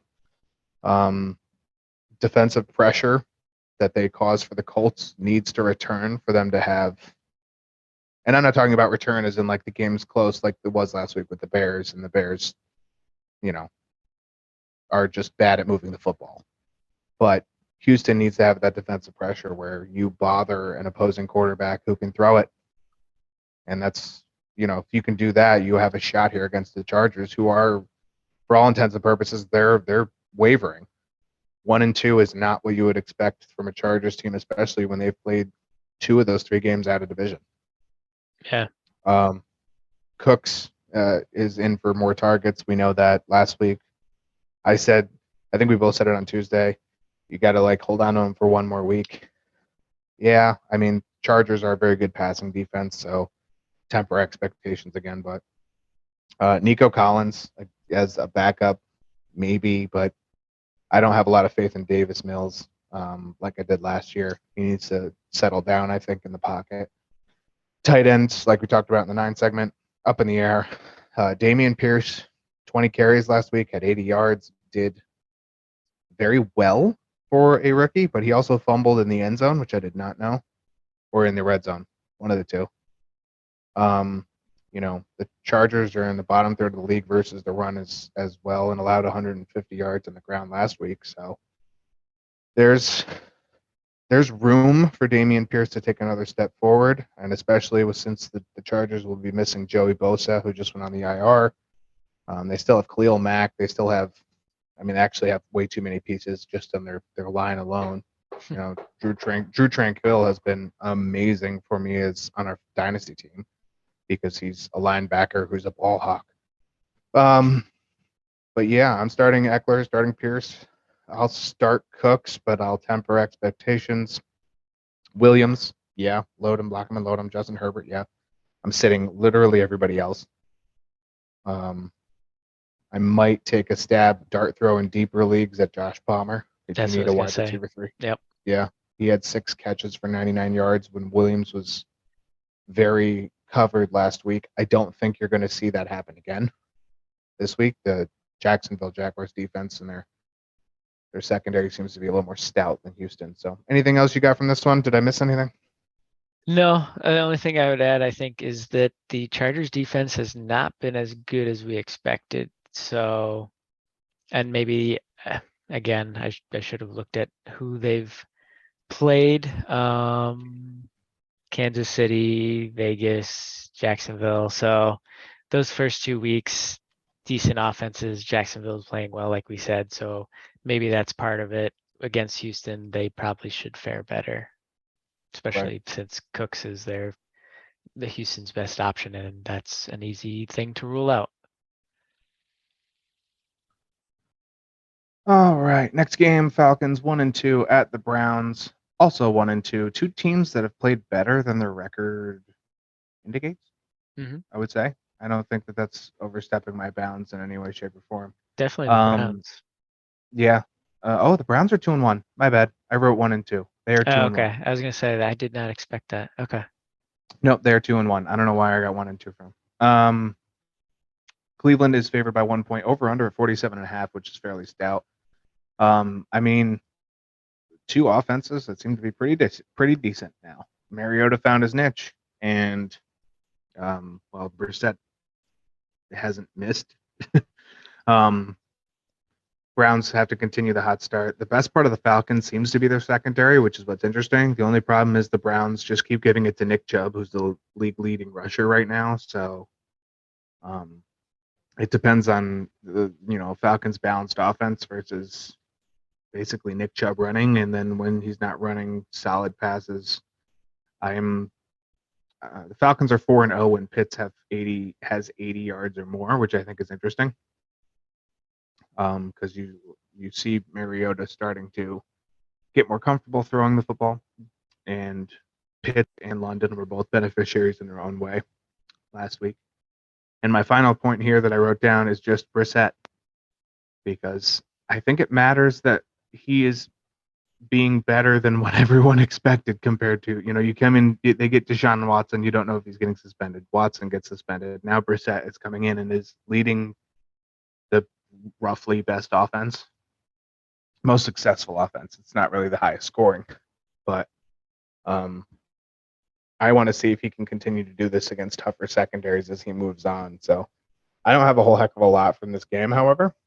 As much as it's a higher over-under, it'll be an interesting game. Cordero Patterson, the one thing that we said he was questionable in our 9 segment. If he can continue to run like he did last week, it'll be an interesting runoff between Chubb and Patterson. And I think the passing pieces for the Falcons are a little better, so this could actually be a Falcons win. But start Chubb, start Patterson, start London, start Pitts. I'm starting Amari Cooper. I'm starting Kareem Hunt. I put the quarterbacks as sits because I don't really know why, because they're both probably gonna do. I don't know. Maybe I didn't intend to do that, but yeah, don't do that. Donovan Peoples-Jones and Tyler Algier are my only 2 sits. Ignore my quarterbacks. You can play both quarterbacks. Yeah, I was gonna say I think I like Mariota. We'll touch on this in the Flyers maybe. I haven't made up my mind yet, but and then Njoku. I said this earlier. Brissett likes to go to the tight ends, and we finally saw that with Njoku. And honestly, like, his targets overall haven't been too bad, but we finally saw it pay off. So I like Njoku a lot against that's one of the weak spots of Atlanta. Right. Agreed. Next game, Seahawks 1-2, traveling to Detroit to take on the Lions, who are also 1-2. But yes, they are, because they lost to the Eagles, lost to the Vikings. Another team that's played better than their record. Actually, I think both of these teams have played better than their record to a certain extent. Seahawks only lost one of those games by. No, they won that game. When did they lose another game? Falcons. And. Oh, they got blown out by the 49ers. Okay, yeah. So, yeah. No, they didn't. Maybe they didn't play better than their record is. Anyway, with the absence of Swift and Amon-Ra St. Brown, Goff is going to have some new toys again. Well, then maybe some old toys. Josh Reynolds, I think, is going to be your wide receiver 1. Obviously, TJ Hawkinson will be more prominent now. Jamal Williams is probably going to walk into a very successful role. He is going to take every snap that he can. I don't see Jamar Jefferson doing a lot. Don't know why they would take away from Williams, who's been more productive than Swift in the red zone. I don't know. Detroit is the third overall rushing offense. They're third in rushing TDs. They're first in rushing yards per attempt. Just let them go. For the Seahawks, Geno has been deadly accurate, 77.5% completion percentage, which leads the NFL. I think Seattle needs to get their rushing game going. It seems like they're 26th in the league right now. That was a huge staple of their offense for years. And it's not because Rashad Penny's now the back one. It's not because there's chitter chatter between Walker and Penny. It's not because of any of that. I think it's most of that blame goes to game script. You can't run when you're down by 20. Nah, Pete Carroll's trying to stick it to Russ. I mean, by letting Geno that didn't go loose. That didn't work. I'm kidding. Because I don't. Any Hoosers. I think that the getting the running game going would be important for both, not only for Walker's growth, but for Penny to restabilize himself, because it seems like he's not as comfortable in the backfield. And then when they go to passing downs, it's not even either one of them. It's Travis Homer. So, tight ends are still a mess for Seattle. Disley, Parkinson, Fant, dart throws between the threes. Who's catching the touchdown? It'll probably be one of the first two. I'm starting Lockett, who has, again, I don't know why he wouldn't. He's just been better as far as using his targets and making most of them compared to Metcalf. So I'll probably sit Metcalf again, and this will be the game that Metcalf has 3 touchdowns. So yeah. Lockett, Goff, Reynolds. I'll still start Penny because he seems to be the RB1, and Detroit's not amazing as a defense. They've allowed quite some yards in all facets, really. I don't have anything else from this one. It's going to be a good game to see what Seattle can do for annoying Goff. We saw what happens when you pressure Goff. He gets a little shaky. He's still better. He's still improved. But what can they do to disrupt him in his offensive schemes? Yeah, I said at the top of the show, I really like Jamal Williams in this game. That's not to say that Craig Reynolds will not be involved. But Jamal Williams is now the quote unquote number 1 with Swift out, and he's been the goal line back. So I definitely think this is going to be a pretty solid game for him. Don't hate it. Pick him up if he's there. Real quick, I'm going to go through another stinker, in my opinion. Cardinals 1-2 at the Panthers 1-2. Christian McCaffrey, take a step forward. Cardinals 32nd versus wide receivers. DJ Moore, Robbie Anderson. Yeah, maybe. Depending on if I don't think Rondale Moore is going to play. If he doesn't, keep going with Greg Dortch, Hollywood Brown, lock and load.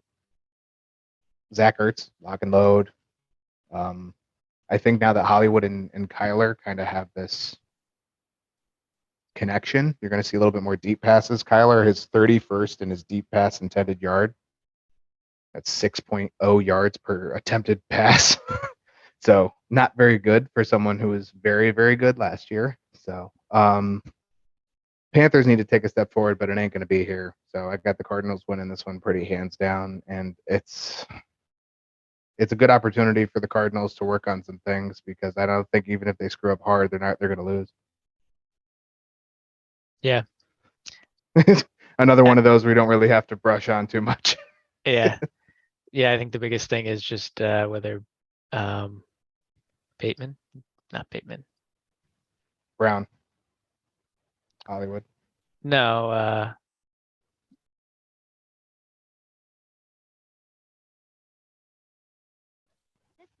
All right, we are back from our technical difficulties. Just to finish up on that Cardinals and Panthers thought, because you were trying to get something out when everything cut off. So, Rondale Moore. Rondale Moore, not Bateman. If he plays, that'll cut into Dortch, who has obviously been kind of consistent. So just keep an eye on that. And yeah, that was my thought. Okay. Sounds Moving on. awesome. I'm not playing Baker Mayfield, and I'm probably not going to play Robbie Anderson, Dortch, Hollywood, CMC, Ertz, DJ Moore, go to town. Moving on, we're going to go to the second of our host v host. It's time to duel. Bills 2-1 at the Ravens 2-1. How could this not be a host v host game? It's probably the most entertaining game that we have this week in football. Bills, high-powered offense.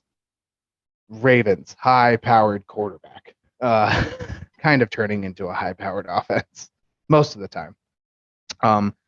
Defensive side, the Ravens are allowing a lot more yards in a lot more places. So, I mean, spoiler alert, I picked the Bills. It doesn't seem like their defense is quite as organized. It helps when your defensive line for Buffalo has Greg Rousseau and Von Miller, and it's even missing pieces out of the secondary. They still were very, very good. I won't say excellent or anything like that, but they were very good against Miami and just couldn't convert some offensive plays when they needed to. So, I don't know if the biggest problem I think the Bills will have is they're rushing against Lamar Jackson. They are second currently in rushing defense, but I think that's more of a structured rush and not a Lamar Jackson who can pull back, throw, fake throw, run. So, what are your thoughts on this game? I mean, if there is a defense that could play against and stifle Lamar Jackson at least a little bit, this is the defense. I don't know if I didn't actually look into if there's anybody hurt on Buffalo's defense. If anybody, You mean besides the ones that were already hurt? Right, which was their secondary, right? Yeah, Jordan Poyer and who's the other one? Can't remember off the top. Whitehead? Hold on. Benford, Lewis, Jordan Poyer is out. I don't see the other name. Okay. This is just the practice report for this week. So, yeah, Poyer logged 3 limited practices this week. Oh, okay. So I mean, So yeah. he's Jackson is, he logged limited practices after his broken neck last week. He didn't really break his neck, but it looked absolutely atrocious. It was atrocious looking. If you saw it, he got, I think it was Tremaine Edmonds. I'm not sure. I think it was that, I don't know. Somebody bent his neck back. Wasn't good. Oy. But good for him. Yeah. So yeah, this defense is very solid all around. Like I've said before, to have this offense and this defense on a singular team, a lot has to go wrong for them to end up in a bad spot at the end of the season. So I also have the Bills winning this. And I guess the biggest question for the Bills in this game would be, outside of Diggs, if Davis is hurt, Knox is questionable, McKenzie, Crowder wasn't that involved. Kumaro's out, so I guess Crowder might have to get more involved. But yeah, Isaiah McKenzie Davis might be. Is gonna play. Yeah, you Davis think so? he has. Yeah. Oh, he logged the limited practice today. He DNP'd yesterday and logged limited today and Wednesday. He'll end up playing. He also said on his Twitter, "I'll be playing Sunday." Yeah. So well, I mean, to his credit, take he said that for last a grain week. of salt. Yeah, he said that last week and he played. So that being said, he had 6 targets last week. So I don't know if there's something lingering and he's not 100% out there. So right. Anyways, yeah, it's basically it comes down to what can Lamar Jackson make happen against this defense, and then Buffalo's sitting kind of pretty and doesn't have to worry about whether their offense is firing on all cylinders. But Diggs is and Allen is they're very good weapons. So, anyways, right. What's your score? I basically have what Vegas probably has is like 27-24. I don't know. I struggled with this one. Oh, something, I don't think I wrote it down here. Oh, I did write it down. There's some weather The weather? concerns. Yeah, high Yeah, winds and and it's chance of rain. 14 to 20% mile per hour winds, 90% chance of rain, 60 degrees is the temperature forecasted for Baltimore on Sunday. I think you're going to see a little, that's going to take a hit on the passing game a little bit, but Right. I think you're just going to see the runs kind of go ham-sammy. If you're going 27-24, I am a little below that because of said weather. I think it's going to matter. I'm 23-20. So, same gap, but a little further behind. So, Yeah. all the way, also still Buffalo because, like I said, I think, and I do think something tells me that Lamar Jackson's going to end up, they're going to end up structuring some runs around him. I'm sitting Dobbins this game. I still want to see if Dobbins can do something besides 100%. be second fiddle to Lamar. Jackson and Allen, play them. It doesn't matter what the weather is unless it's literally like a hurricane. They're probably going to be okay. If the weather's actually that bad, I'll take Devin Singletary. I think he's going to run some. Dawson Knox if he plays. I know he's questionable. Mark Andrews, Stephon Diggs, you can't not play those two. Mark Andrews, by the way, we talked about it on Tuesday, and I found the stat, and I never mentioned it, show. He is leading tight ends in receiving yards. He is now 16 yards ahead of Travis Kelce. So Kelce had the 58-yard game. Andrews had another 100 yards. Kelce was actually leading going into week 3. So. Okay. Yeah, I think Now, he also has the most targets by like 6 15. or something. Oh, it's got. I thought it was more than that. I think so he's at 31, and I think the next is like 25. Moving on to the next game. The Broncos 2-1 at the Raiders. I want to just chat for a second about the Broncos because they're 2-1 and they don't play like 2-1. Like there's a good argument that they should be 0-3. In reality, I mean, even the Texans had a good chance to beat them like twice in the same quarter and didn't. Yeah. And they didn't, but that's not really on the Broncos. Their record is not indicative of what seem to be bigger problems. I don't Right. think the problem is Russell Wilson. I don't think the problem is one specific player. I think it's kind of how they're gelling right now. So, they have been very solid, but generally just against the run, like which matches their schedule, right? We think about Mills had an absolutely atrocious game for the Texans, low scoring. Seattle generally runs the ball and did in their matchup week 1, right? Won by a point. Lost by a point, excuse me. Lost by a point. Against the 49ers this past week, Jeff Wilson was the most successful of and they won, right? They won 11-10, but it's most of it's against the run. It's like bad run. The run just comes out against them. So net yards per pass attempt is average for them. They're allowing the second least amount of points so far this season, but they also allow the most amount of yards per rush than any other team in the top 5 when it comes to net yards per pass attempt. So it's kind of like two ways for me.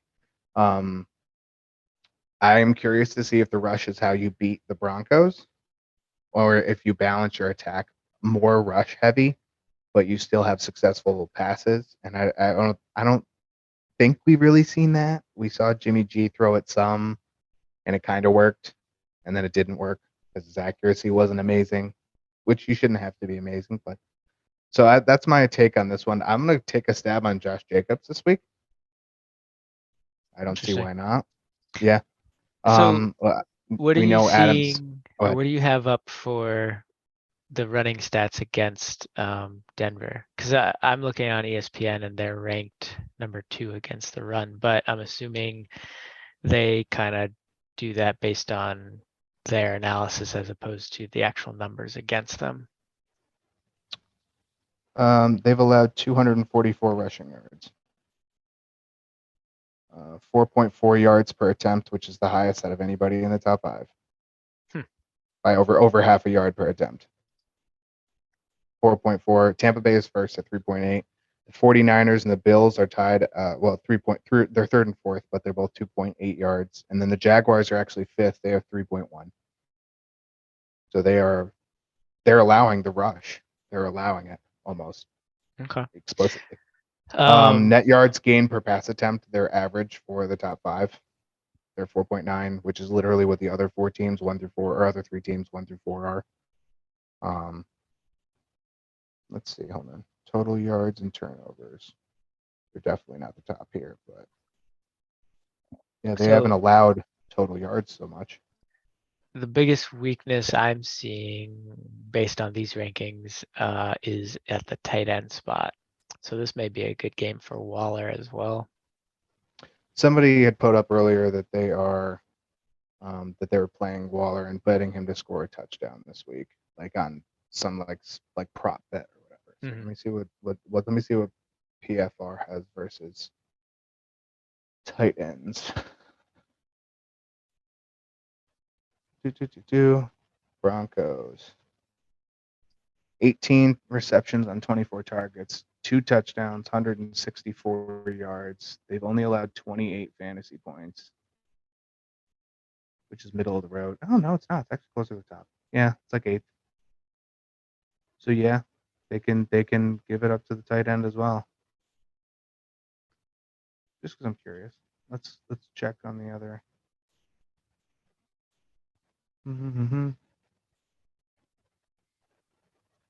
Interesting. Oh, they're going by total yards. That's why. Okay. Okay. So it's based on total yards. They aren't doing it. They aren't doing anything, but their average yard per attempt is higher than so many others around them. Interesting. I still think Josh Jacobs can have a good game. That's my take on it. Yeah, we'll have to see. I honestly don't have too much insight into that. I think that the teams that they have played,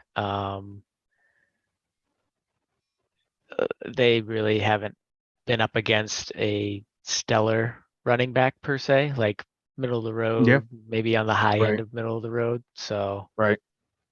And they still, like I said, they've given up. Like Wilson was their best player. yeah. Like And Wilson honestly, was the best player for the 49ers last week, just for last week, for example. yeah, and honestly, I guess to that point, like Josh Jacobs, I would say is, I guess Only slightly above the higher right. end of the middle of the road. of these guys, yeah, I guess so. Of Rashad Penny, Damian Pierce, Rex Burkhead, Jeff Wilson, yeah, I would probably put Josh Jacobs above them. He's the best one so far. Yeah. Yeah. Penny may be semi comparable, but yeah. Derek Carr is second in bad accuracy throws through 3 weeks, and Russell Wilson is third through 3 weeks in quarterback pressures. So this game actually might be interesting to watch from a scoring point of view because I think the Broncos have to actually score to stay in this one. I'll start Jacobs. I'll start Adams. Waller, yeah. Russell, yeah. Judy, yeah. Javonte, yeah. Sutton, yeah. I literally don't have anybody who I want to sit in this game, like just outright. So I'll throw that out. I don't think there's anybody. Like, I guess the closest would probably be Melvin Gordon, maybe, and that's a maybe because he's just as much split as Javonte Williams. So, anything else for this one? I feel like the Raiders need to win this one to have any shot of being anywhere near threatening this year. Yeah, I mean, they can, if they don't win this, they're only going to be a thorn in other teams' side at throughout the year because their playoff hopes will be very slim if they lose this. Like beyond very slim, actually. Yeah. Like yeah, I think I forget which week we said this, but I think when you're 0-2, you have like a was that last? Okay, I guess it would have to be based on the fact that when you're 0-2, you have like a 3% chance of making the playoffs, and when you're 0-3, there's basically almost 0%. Yep, and they are 0-3. Moving on to the next game, it is the 1-2 Patriots at the 2-1 Packers. The banged up Patriots are traveling to Lambeau to take on the Cheeseheads. Over under for this game. Let's see the spread here. The Green Bay's favored by 9.5 now after the injury news. Over under at 40. I think that's pretty accurate. However, most importantly, this is It's time to duel. and it's an interesting defensive matchup. I didn't think going into this that it would matter whether it was Mac Jones or Brian Hoyer, and it doesn't because I think the result's pretty much spoken for. Green Bay is the number one third down defense, and Brian Hoyer is 0 for 11 in his last 11 starts. And to make matters worse, he averages less than 17 points per game when he starts. So I don't have any reason not to go with Green Bay. Dillon and Jones, the backfield for Green Bay, is very, very solid. It is almost their basis for their offense currently. And now you're seeing Romeo Doubs get comfortable. You're seeing Randall Cobb supplement. You're basically just seeing Aaron Rodgers start to trust his pieces more, like we saw last week. I don't think they're going to have to score more than 2 or 3 times in this one. But they probably will. I don't think Hoyer is going to have a great game. I just got to be honest. No. I hate to say it for you being a Patriots fan, but I'll tell you right now, my score is Green Bay 28-16, and I think that's probably somewhat close. I know the over under is 40. I'm going over, obviously, but what do you have to say? What's your opinion and what's your score? So I also have New England at 16. I have Green Bay at 21. I think that New England's defense can help them. For myself, I want to say stay in this game, but I don't know if that's going to be the case. I think that it's going to be more of a run game from New England side because Hoyer, although he's a great mentor, is not, especially at this point in his career, a quarterback that you want out there leading your team, especially from a throwing perspective. I think Green Bay seems like they're figuring things out, but I'm still going to say that they're not quite there yet. They're going to have to lean on their running game, I think. But New England is in the top 5 against both wide receivers, running backs. Looks like here again, the tight end is a weak spot for them, so we may see a decent game out of Tunyon. If they target him, he hasn't been targeted as much as we'd probably like, unfortunately. At least, well, not maybe we'd like, but some others. Yeah, and then if New England is focusing on the running game, which Green Bay has been decent against, it's really going to stifle the offense. I think 16 for New England, unfortunately, might be like hopeful. Yeah. That's and I'm giving them the ceiling. Like I'll give you the ceiling. That's fine. Yeah. As we say in New England, trust in Bill. So we'll see here. You guys haven't faded from that in a long time, and I don't hate it. So. Yeah. All right. I'm solid all around host to be host in that one. We'll move on to our Sunday night football game. Chiefs 2-1 traveling to Tampa. Buccaneers 2-1. Real quick shout out to everyone in Florida recovering from Hurricane Ian. Fantasy Flyer hopes you get back on your feet as well.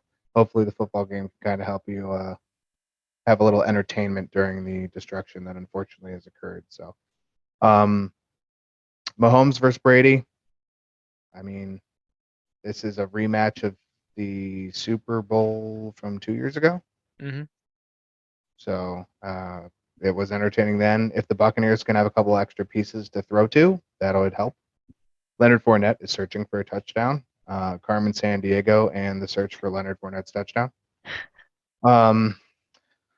Godwin, MVS, Julio Jones, Rashad Perryman. I feel like the calling this game kind of depends on who's in and out. So going over the over-under and who's favored is kind of moot, I think, at this point. Just because there's so many names in the air. So you play Mahomes, play Kelsey, play Evans because he's definitely playing. Fournette should have a decent. I would think this will be one of its first decent games, regardless of who's in and who's out, just because Kansas City kind of showed last week that they will allow some essence of a run game. I'm sitting Russell Gage. I'm sitting Cam Brate. I'm sitting Jerick McKinnon. You can play CEH at your own. He doesn't run the ball for anything, but he's probably going to catch 3 to 6 passes and may have a touchdown. Watch the game. That's the best thing I can say about this one. I can go over all day about how Mahomes has good offense and good tools and all that stuff, but it comes down to who's in and who's out for the Bucs as to how competitive this game is, because the Chiefs are probably going to score a decent amount. Yeah. So I was just reading, this is actually the 4th straight game that Russell Gage has been listed questionable with the same hamstring injury, which gives me hope that he does play. And he actually had a very good game last week. I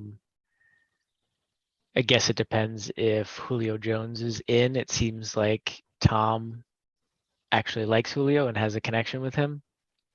To your point, Tampa Bay just really needs weapons here. And then we've been talking about their offensive line. On paper, in terms of Kansas City's defense, this is actually a favorable matchup for Tom Brady and the Bucs. And then on the other side, the Buccaneers defense is okay. They're pretty solid against the run, and then they're like middle of the road against everything else, I believe. Yeah. So, I mean, that doesn't really affect Kansas City that much because their receiving game is more of where they flourish. So, yeah, I think that if Tampa Bay has figured some things out, if they have people healthy, if they give Tom some time, then this could be an interesting game. But it's a lot of questions on the Tampa Bay side, so I would see this going in the Chiefs' favor most likely, but it's tough to say. Yeah, I would agree. I would say, honestly, if I don't watch it, it's going to be, either way, it's probably going to be a very good game. Tom Brady's too experienced not to be. Patrick Mahomes is fun to watch. Yeah. There you go. Yeah. Last game on the slate, Monday Night Football, the 2-1 Rams versus actually at the 1-2 San Francisco 49ers. Current over-under for this game appears to be 42.5. The Rams are 1.5-point dogs, and I think that goes to the first thing that I've written down here, which is Garoppolo's 5-1 in his last 6 games against the Rams. And that one loss was in the NFC Championship game last year. Stafford doesn't really look crisp. Cooper Kupp is kind of not falling away. It's still Cooper Kupp, but he's not quite as effective this year as he was last year, and that's not helping him. Cam Akers did very solid last week against the Cardinals. Started off with Darrell Henderson, and for the first half, and then in the second half, Cam Akers was given the ball and he was 6 yards over expectation, which is the first time he's had positive rush yards over expectation since he returned from his torn Achilles, which is positive. He had a touchdown, which is positive. He fumbled in the end zone on his next try. That's a negative. So probably still going to see a 2-headed monster there, but good to see Cam Akers kind of returning a little more to form from, say, his week 1 slumber. They had 50% snap percentage both. But Cam had 12 attempts versus like Henderson's, I think 4. 6, 8. Yeah, something that's lower anyway. So yeah, 49ers are trying to bounce back. I mean, and that rough loss and the Orlovsky and all that crap. So, I have a little interest in this game, but like I said, most of this division is just disappointing at this point. Like not to say that there's an enticing football or good players or anything like that, but last year, like there's a division, where this was the division, with the 49ers and the Cardinals and the Rams, where you could just look at it and be like, all right, who are they playing? Because we're going to watch some good football. And it just hasn't been quite as entertaining I'm sure Rams fans in general actually would probably disagree with me because their team's 2-1. But your stadium is 50% filled with the opposing team's fans at home games, so I don't want to hear it. It's just absolutely true. So I'll start Cup, start Debo, start Kittle, start Jeff Wilson because he's still gonna be the RB1. I believe we're 2 weeks away from the return of anybody who would threaten that. So lock and load. I'm sitting Allen Robinson and Tyler Higbee. I don't think. Well, so here's a caveat to Tyler Higbee. The 49ers aren't great against tight ends. Nobody scored. Nobody scored. So, like, three of their games have been low-scoring opponents. So, like the Broncos and the Seahawks combined in their 2 games against the 49ers to score 18 points. So, and be patient with that. Higbee could have a 90-yard game here, and it would totally not surprise me because you haven't seen anything that the 49ers can face off against. But Yeah. I would lead to believe the middle of the field is pretty guarded well from Fred Warner and company. So Aziza Shear, I can't say it. Sorry, butchered it, botched it, whatever those words are. Yeah, I don't have anything else from this one. You got anything else you want to add quick before we get into our fun segment? No, honestly, the last point you said there was more or less what I was going to say. San Francisco, pretty decent defense overall, but their tight end spot has not, or the tight end position against them hasn't really been a test yet. And then on the other side of the ball, the Rams are actually not too shabby themselves, but against wide receivers, they are actually pretty bad for some reason, but they're good against.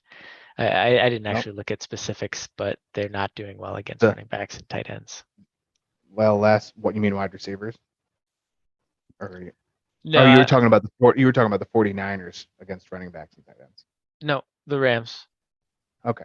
So the Rams are ranked decently Okay. against running backs and tight ends, but they're not ranked well against wide receivers. Well, yeah, because you got. I mean, look at 2 of their 3 weeks. They've had. Let's see, Marquise Atlanta, Brown. but they played Buffalo. Yeah, and Stephon Diggs went for 100 yards. Right. That's why they're not. And now Marquise Brown, Hollywood Brown goes for 140 last week. That's why they're not ranked well. Right. They played. Atlanta would be the only one that may have been. But honestly, Drake London probably had a decent game. Anyways, shout out to Jalen Ramsey for being there and doing everything he has to do. So that is that is it for our week 4 preview. Went a little fast through a couple of the games, but for the most part, we nailed all the important pieces there. We're going to move on to the extra host v host portion of the show. And me and Taylor are facing off in our 53-man Dynasty League this week. It is an important week for me because I'm 1-2, and falling to 1-3 is not good. And I think I am also 1-2. Oh boy, so one of us is going to be up a creek. But we've decided to lump that into the show. We already did our 4 down, so we are going to end with this segment. This is the extra host v host and the super gigantic bit of extra fun side games. Okay, so we are each going to choose 3 players from our fantasy team, which you will see on the screen, and we're kind of going to go through it. I'll start off first, but we're going to choose 3 players from our teams, and we are going to try and predict those 3 players as the highest scoring point getters. The highest scoring players for our fantasy teams this week. If we get all 3 correct, it is worth a total of 50 points. If you get 1 correct, it's 10. 2 is 20. 3, you get 50. So that's how we're going to break it down in the host v host standings. Right after we do this, we are going to do the 5 fantasy flyers. We'll get to that in a moment, but I will now put up my team. Mwah, it's right there. Okay. It's really not because we're still filming, but in the video when I post it, it'll be there. So as you can see with my quarterback position, the first giveaway is Patrick Mahomes. I'm taking Patrick Mahomes. You don't not take Patrick Mahomes. even against a fairly decent defense as Tampa Bay. Jamel Dean's been pretty good. I don't care. Patrick Mahomes. I'm just going to keep saying Patrick Mahomes. So he's my first pick. As I go down, I see my second quarterback is Matt Ryan. And I think I mentioned earlier in the show, the Titans not good against quarterbacks or wide receiver combos. So I'm going to take Matt Ryan as my second, just because of the matchup. It's a matchup bonus. I was between him and Breece Hall because of the aforementioned affinity for running backs and their attack on the Steelers. But I am going to take Matt Ryan. And then my third player is down in my wide receiver bin. I'm going to pass on Breece Hall. I'm going to pass on, there's no Michael Thomas, but I'd probably play him if I could. I'm going to take Tyler Lockett. Tyler Lockett has been very receiver heavy, receiving heavy, if those are words, which they're not, but it's okay. And also, I really, really like the matchup that he has coming up this week against the Lions, who just allow the ball to get thrown. So I think, especially with Geno Smith's accuracy, that's where my combination goes. And as a side note, as I scroll down a little further, you can see that I have a really good average on my linebackers, and I got 22 points out of my defensive end, Marcus Lawrence, last week. I avoided him and my linebackers despite their very high averages right now. So that is where my team sits. I will now pass it to you for your three. That's interesting. Yeah, you were talking about possibly going with a defensive player. I think that was the right move not to, because those are more ceilings. But I had Aiden Hutchinson go off for like 22 points, so it happens. So looking at my cornerbacks, you'll see I'm a little hurting because Dak was hurt and Trey Lance was hurt. We'll come back to those guys. I'm going to start with some more of the easier picks. You can see in my running back room here, I have Jonathan Taylor. I know that their offensive line has really made it difficult for him, and his usage has kind of been, it started off well and then it wasn't great, and then it was good again, but he didn't do too much with it like we're used to. But I got to go Jonathan Taylor. And then down in my wide receivers, we talked about the matchup here with the Rams being a decent matchup for wide receivers. I got to go Debo. So those are my first two. And then the third one is where I'm kind of struggling. I'm between Kirk Cousins and probably Aaron Jones. I'm going to go, unfortunately, against my my Patriots. I'm going to go Aaron Jones. All right.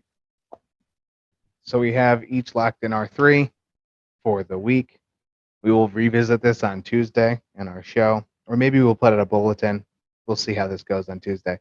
It's fitting it in the show. We may have a lot to talk about with the games on Tuesday, but we'll play that by ear.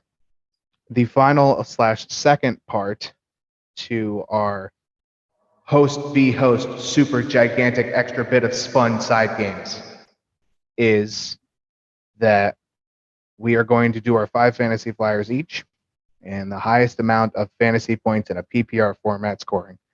The highest amount of fantasy points between those 5 fantasy flyers will earn 10 points towards host v host standings, which means that in total 60 points are on the line this week just from the side games. Plus our standard realistically 39 points, but on average 9 is really what's on. And not for nothing, we all had the exact same teams. So we're either going to stay the same or, well, no, we're going to stay the same. Doesn't matter. I mean, either we're either right or wrong, and we're right or wrong together. So, but we're both going to take our 5 fantasy flyers. I will give you my 5 first. So my first one I think is pretty easy. Obviously, we can have the same players because they are all fantasy flyers, and we just agree on a player. So my first one is Jamal Williams. I don't think yours is going to be any different. So my second is Josh Reynolds. We talked about Detroit having lesser pass options, and he is probably on most waiver wires. I think if I saw earlier on Yahoo, it was either Yahoo or ESPN somewhere, he is available on like 50% of wires. So go get him. My third is Richie James. I'm taking him because there's no Sterling Shepard, saw the standard amount of targets. That was indicative of him getting a little more work this week against the Bears. Granted, probably not going to be a high scoring game, but I think he can put up solid numbers. My fourth is, I will say, Khalil Herbert. I think Herbert is still, he's not going to be as good as Jamal Williams, as I said in my 4-down segment. I will take Khalil Herbert. It's not going to be a no thing. You know what I mean? He's going to get some work. He did very fine last week, granted, against a atrocious run defense, which the Giants are a little better than that. But I will take Khalil Herbert, probably very safely going to get, I'd say, 12 to 14 fantasy points anyway. So that's my guess. And my fifth, I'm on the fence with here. I'm not going to lie to you. I'm between Greg Dortch, because Greg Dortch has just been extremely solid. And I'm also with Josh Palmer.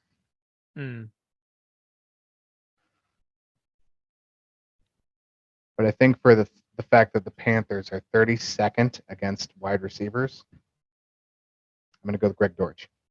So there are my 5 fantasy flyers. And now I will pass it over to you for your 5. Okay. So, okay. My first one, now you didn't throw any quarterbacks out there. So I have Mariota, but I am happy to say that he is not a flyer if you feel that's not the case. I feel like he's sort of borderline, like not a lot of people would go after him. I feel like as a quarterback, okay. Yeah, go for it. I didn't throw a quarterback out there. If you want it, I'll allow you one. You want. So yeah, Mariota, I think he's going to have a decent week. Definitely Jamal Williams, like you said. Also Khalil Herbert for me. And then, yeah, this is where it gets a little sticky. And this is where I have some wide receivers here. I kind of wanted Davis, but his injury scares me a little bit. I honestly would want Lockett or Metcalf, but I feel like they're not necessarily flyers. And the only reason I would say they could potentially be flyers is because that offense is not as quote unquote high flying as it has been in the past. But but there's some big names, so I'm not gonna go with them. I think I'm gonna go Ayuk for similar reasons to why I like Debo this week. Okay. But he's not. Ayuk obviously isn't a chalk play per se, or a big name. And then I convinced myself at the end, based on Gage playing the last 4 weeks, despite having the injury Russell tag. Gage. Yeah, I'm gonna go Russell Gage. All right. So now we each have our 5 fantasy flyers. I say whoever wins the total amount of these 60 points, or whoever loses, has to sing a cover of Carrie Underwood's Sunday Night Football theme song and post. Oh dear God. I'm serious. That's just a fact. We're gonna sign off. That is gonna be it for the host and the super extra fun, extra side games. My name's Derek. Bye. Peace out.